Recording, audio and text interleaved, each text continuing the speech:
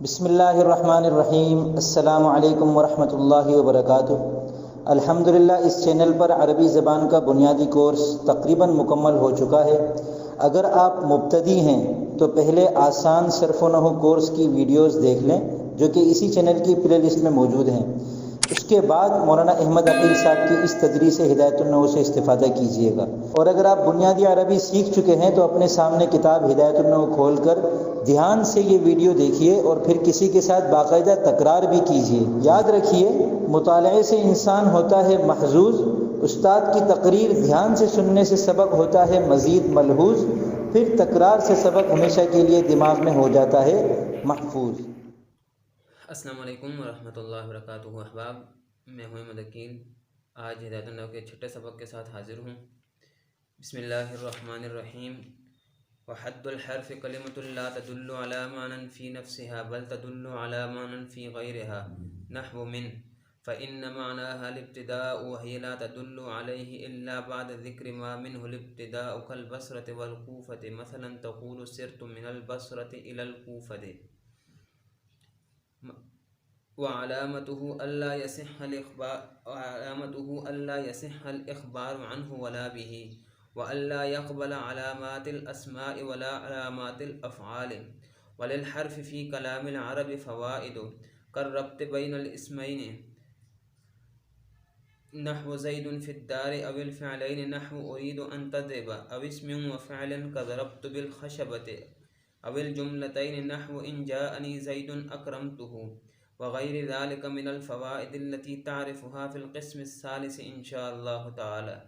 ويسمى حرفا لوقوعه في الكلام حرفا أي طرفا إذ ليس مقصودا بالذات مثل المسند والمسند إليه۔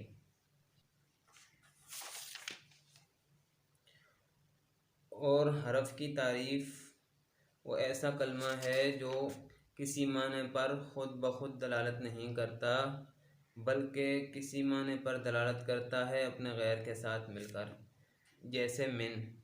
بس بے شک اس کا معنی ابتدا ہے اور یہ اس ابتدا پر دلالت نہیں کرتا مگر اس چیز کے ذکر کرنے کے بعد جس سے ابتدا ہو، جیسے بصرہ اور کوفہ۔ مثال کے طور پر تو کہتا ہے میں چلا بصرہ سے کوفہ تک، اور اس کی علامت یہ ہے کہ اس کا مخبر ہنو بننا درست نہ ہو اور نہ ہی مخبر بھی بننا، اور یہ کہ یہ اسم اسماء کی علامات کو قبول نہیں کرتا اور نہ ہی افعال کی علامات کو۔ اور حرف کے کلام عرب میں بہت سارے فائدے ہیں، جیسے دو اسموں کے درمیان ربط، مثال کے طور پر زید فی الدار، یا دو فعلوں کے درمیان جیسے ارید ان تضربا، یا ایک اسم اور ایک فعل کے درمیان جیسے ضربت بالخشبۃ، یا دو جملوں کے درمیان جیسے ان جاءنی زید اکرمتہ۔ اور اس کے علاوہ بھی کچھ فوائد ہیں جن کو آپ تیسری قسم میں انشاءاللہ تعالی جان لیں گے۔ اور اسے حرف کہا جاتا ہے بوجہ اس کے کلام میں ایک کنارے کے ایک حرف پہ واقع ہونے کے، یعنی کنارے میں، اس لیے کہ یہ حرف مقصود بالذات نہیں ہوتا مسند اور مسند الیہ کی طرح۔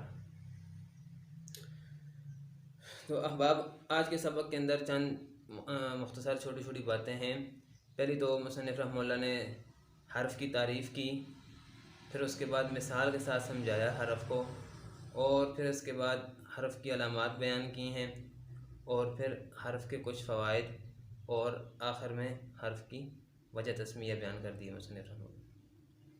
تو حرف کی تعریف تو آ گئی آپ کے سامنے، پہلے بھی گزر چکی ہے وجہ حصر کے اندر بھی، کہ حرف اپنے معنی پر خود بخود دلالت نہیں کرتا بلکہ غیر کا محتاج ہوتا ہے، غیر کے ساتھ مل کر کسی معنی پر دلالت کرتا ہے۔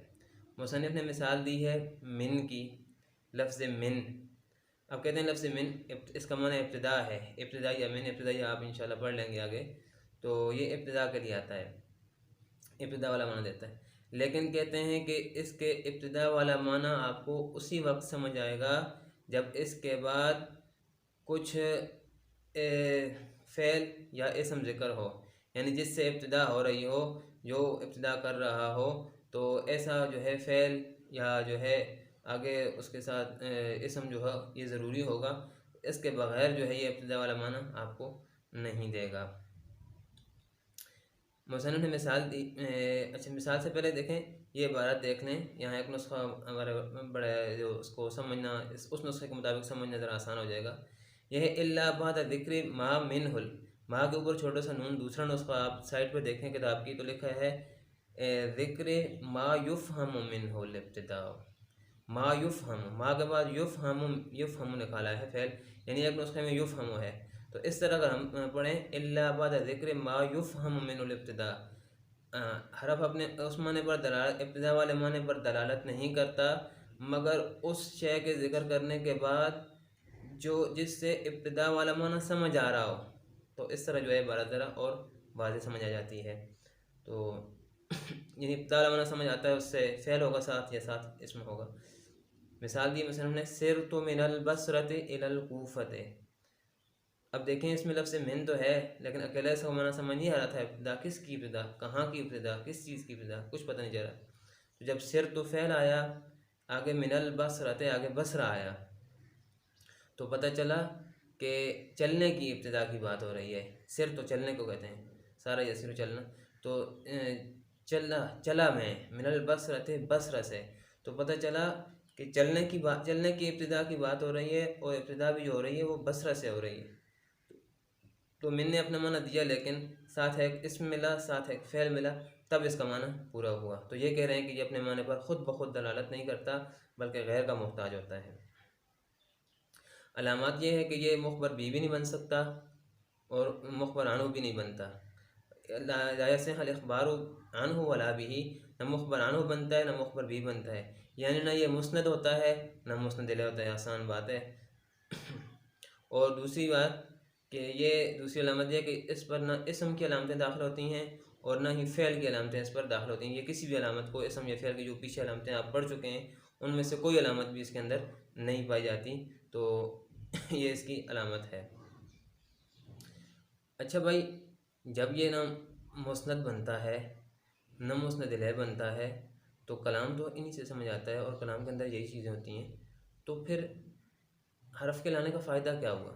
کیا مقصد ہے حرف کو بیان کرنے کا؟ حرف کی جو ہے حرف کا فائدہ کیا ہے؟ پھر بات رہ جاتی ہے حرف آنے کا مقصد کیا ہے؟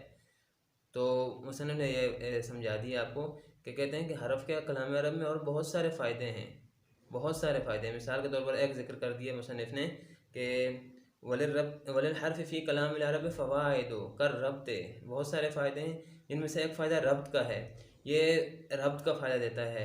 کبھی دو اسموں کے درمیان ربط کا فائدہ دے گا آپ کو، جیسے زید فی الدار، اب دیکھیں زید بھی اسم ہے، دار بھی اسم ہے، اور لیکن اگر آپ ان کو اکیلا کریں زید دار نہیں بنتا، کیا کریں گے، کس طرح معنی کریں گے، معنی ہی نہیں بنتا۔ تو فی آیا تو فی نے جو ہے دونوں اسموں کو آپس میں جوڑ کر معنی پورا ثابت کر دیا کہ زید فی الدار، زید گھر میں ہے، یہ کہنا چاہتے ہیں کہ زید گھر میں ہے، لیکن یہ فی کے بغیر نہیں ہوگا۔ تو فی جو ہے دو اسموں کے درمیان ربط کیا، تو ربط کا کام یہ ہوتا ہے کہ اس کے بغیر معنی پورا نہیں ہوتا اور نہ معنی سمجھ آتا ہے۔ یا دو فعلوں کے درمیان ربط ہوگا، جیسے ارید ان تضربا، معنی ہے کہ میں چاہتا ہوں کہ ان تضربا، تو مارے، تو اب ان ہٹا دیں اس کو، ان نے ربط کا فائدہ دیا ہے دو فعلوں کے درمیان، تو معنی پورا ہوا۔ ان کو ہٹا دیں تو کوئی معنی نہیں بنے گا۔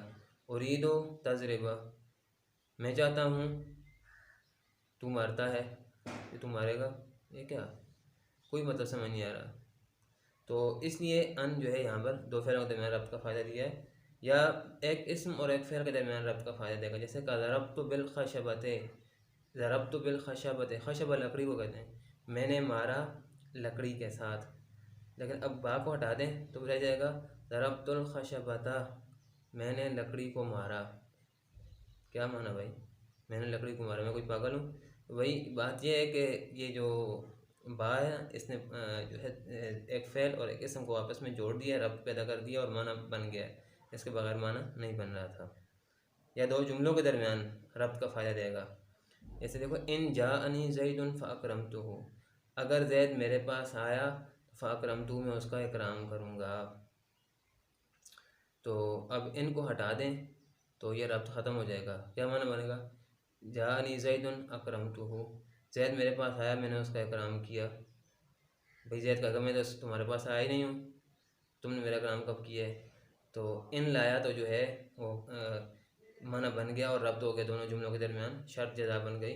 تو معنی بن گیا ان جاءنی زید، میں کہنا چاہتا ہوں کہ زید اگر میرے پاس آئے تو فاکرمتہ، میں اس کا اکرام کروں گا. اکرم تو فعل ماضی ہے اگرچہ، لیکن جزا کے مقام پر جو ہے یہ پھر مستقبل کا معنی دیتی ہے. تو کہتے ہیں وغیر ذالک من الفوائد، اس کے علاوہ بہت سارے فائدے ہیں. وغیر ذالک، یہ غیر کا عاطف ربط پر ہے، کر ربط وغیر ذالک، ٹھیک ہے. اچھا، اس کے علاوہ بھی فوائد ہیں جو آپ انشاءاللہ قسم ثالث جو حرف کی قسم آ رہی ہے، مکمل پورا باب ہے، اس کے اندر آپ اس کو سمجھ لیں گے. آگے مصنف نے وجہ تسمیہ بیان کر دی حرف کی، کہ حرف کو حرف کیوں کہتے ہیں. پہلے آپ یوں ہی سمجھ لیں، پھر میں اس کی وضاحت کر دیتا ہوں. مصنف نے کہا وَيُسَمَّى حَرْفًا لِوُقُوعِهِ فِي الْكَلَامِ حَرْفًا أي طرفًا، یعنی یہ حرف کا معنی ہوتا ہے ایک کنارہ، ایک طرف، ایک سائڈ. تو کہتے ہیں اس کو حرف اس لیے کہتے ہیں کہ یہ ایک سائڈ پہ، ایک کنارے پہ واقع ہوتا ہے،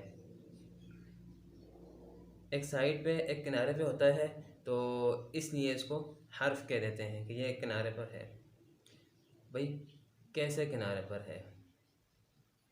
بات پہلے نہیں پڑی. دیکھو زید فی الدار، یہاں تو کنارے پر نہیں، یہاں تو درمیان میں، این درمیان میں، ایک طرف بھی اسم ہے، دوسری طرف بھی اسم ہے، دونوں نے گھیرا ہوا اور درمیان میں فی آ رہا ہے. تو آپ کہتے ہیں یہ کنارے میں ہوگا، کنارے پر تو نہیں ہے، ایک سائڈ پر نہیں ہے. تو نہ ایک سائڈ پر ہے نہ دوسرے سائڈ پر ہے.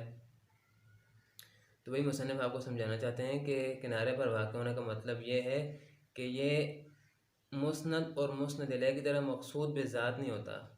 یعنی جس طرح کلام کے اندر مسند اور مسند الیہ ہوتے ہیں، اہم ہوتے ہیں، ضروری ہوتے ہیں اور لازمی ہوتے ہیں، جو درجہ ان کا ہے وہ درجہ اس کا نہیں ہے. یہ مطلب ہے کنارے پر واقع ہونے کا، کہ جس طرح وہ مقصود بذات ہوتے ہیں، اپنے معنی ان سے بنتا ہے، تو اس طرح جتنے وہ اہمیت کے حامل وہ ہیں، اس طرح حرف اتنی اہمیت کا حامل نہیں ہے. اس لیے جو ہے اس کو حرف کہتے ہیں. مطلب طرف کا مطلب، کنارے پر واقع ہونے کا مطلب یہ ہو گیا کہ یہ مقصود بذات نہیں ہے.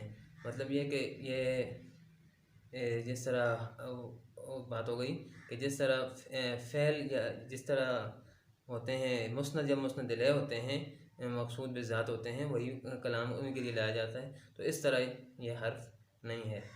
تو یہ لیس مقصودا بذات مثل المسند والمسند.